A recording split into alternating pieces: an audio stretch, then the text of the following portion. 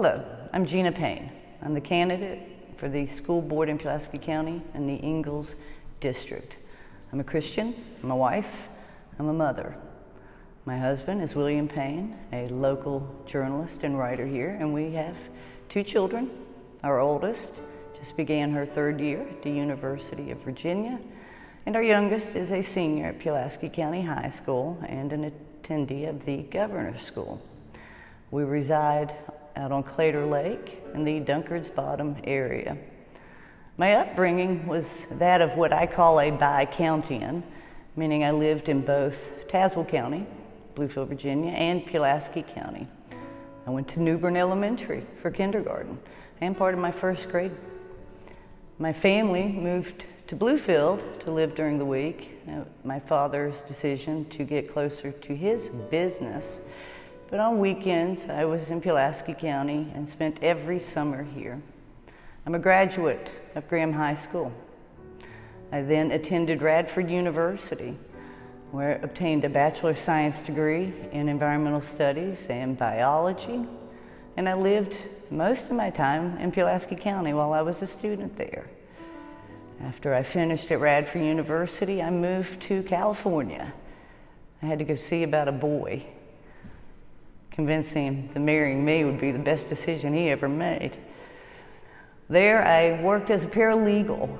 I gained experience in that field in the criminal and civil litigation arena, and I was trained as a paralegal.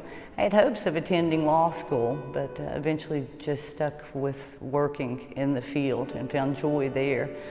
My husband at that time was working in the film industry, and at some point in our years there, he decided to go back and obtain his master's degree, and while I continued to work. In the early part of the 2000s, as he was wrapping up his degree, we learned that my father had suffered a health incident. He broke a hip, fell off a ladder. And so we were about ready to leave California and decided it best to stop by Bluefield and help Dad wrap up business. And then we'd be on our way where we wanted to settle our lives. And shortly after arriving in the area, my father died suddenly. And that left me in a position with a grieving mother and a business that needed to be tended to that had been grossly mismanaged by outsiders. And I had to jump in and figure out the flooring industry. Knew nothing about it. I had to learn how to sell it, how to lay it, how to price it. And 2 weeks after my father's death, we learned of our daughter's imminent arrival. So a lot of change was happening in my life at that time. My mother overwhelmed with grief, my grandmother, who's still alive, needing care. William went on to work in the radio industry as a news director, while I settled into raising children, closing out a business, and caring for my ailing grandmother. Our son arrived not too much later, and then we experienced the death of my brother. So the cycle of grief overwhelming the family, particularly my mother, put me in a position of bearing the burdens for the family and taking care of business while caring for my grandmother. It wasn't easy. I was carrying burdens and hurts, unresolved grief. And ultimately, we decided to make the move to Pulaski County.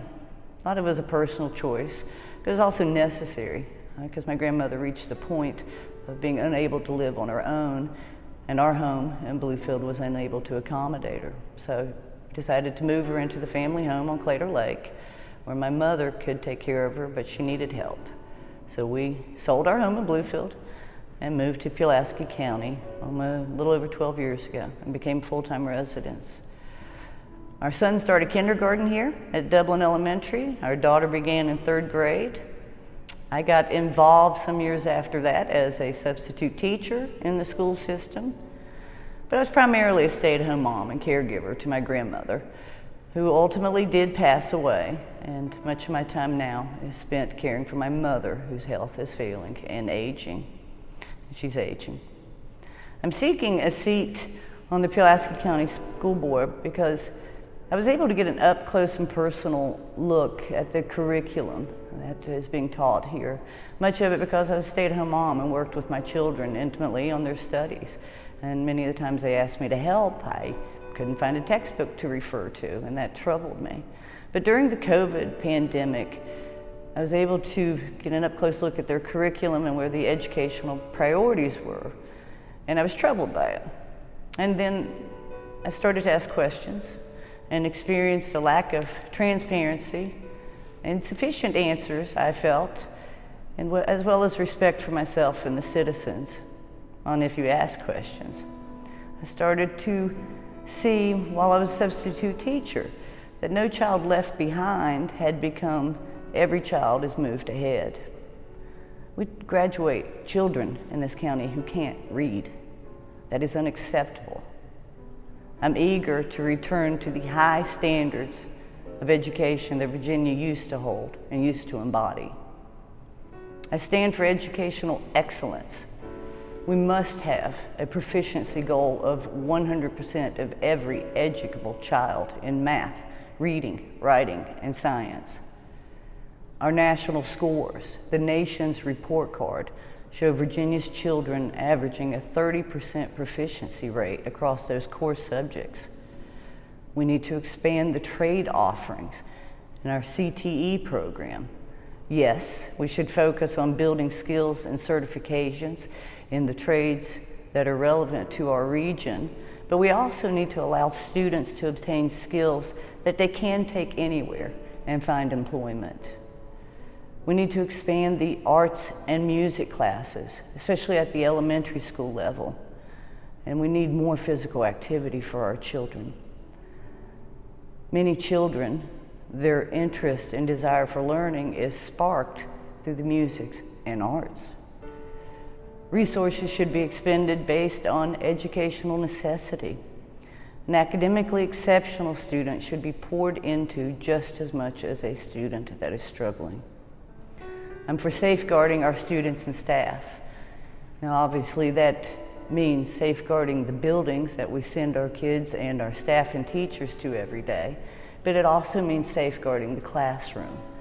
We need to return to teachers the disciplinary authority that the state has given them in law. Much of the lack of proficiency with our children is due to many kids being denied an education because of continued disruptions in the classroom. We need true transparency in the curriculum.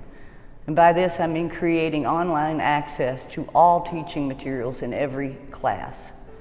We need a publicly posted inventory of elementary school classroom libraries. And we really need to return to a textbook-based teaching.